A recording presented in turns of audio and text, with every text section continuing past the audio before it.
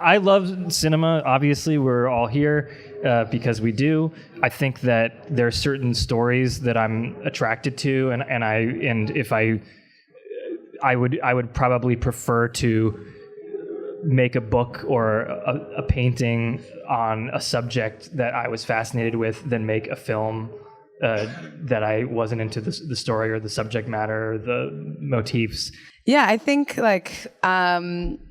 I came to filmmaking from painting and photography, and to me, a lot of the reason why it appealed to me, I think, is somewhat you said, the way in which it speaks to, this is an art form that more people can access. It's like it's not as democratic as some of, maybe music is in some ways more democratic. There's still like entry barriers, but this is like a much more direct way to be in a community with people than painting and photography, where it felt to me. It's challenging and difficult, but it's also like this amazing thing where you get to collaborate in this very insane way with a group of people and for this to create this artificial universe, in the off chance that someone might see it, and that is like insanely delusional, but also the fruits of that become some of these like great pieces of art that we sort of identify with, and they become like there's movies in my life that like are a part of my identity and shape how I look at the world and how I talk about the world, and I think that like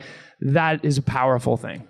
I know I grew up in Kansas City, and there wasn't a ton to do, and every week I would go with my mom to see a movie, and that became how I engaged with the larger world. And then when I became older, when you're in adolescence, you have all these big feelings and you want to express them, and you don't know how. I tried music. I wasn't very good at it. And then I found myself just getting kind of lost in my head with stories, and just the opportunity to spend a year or two in your own, like you said, private universe where you're, really digging deep into these characters. It's such a pleasure, and then to get to make it and share it with other people. I mean, it's really a dream. I think I don't know about. I would assume safely it's such a hellish trip making the movie that we probably keep doing it because we can't do otherwise. It's simple as that. I wish I were a painter. I mean it, or a writer, because all you need is a piece of paper and you need a canvas. You don't need to look at the budget. You don't need to assemble a large team. You don't need to depend on hundreds of people.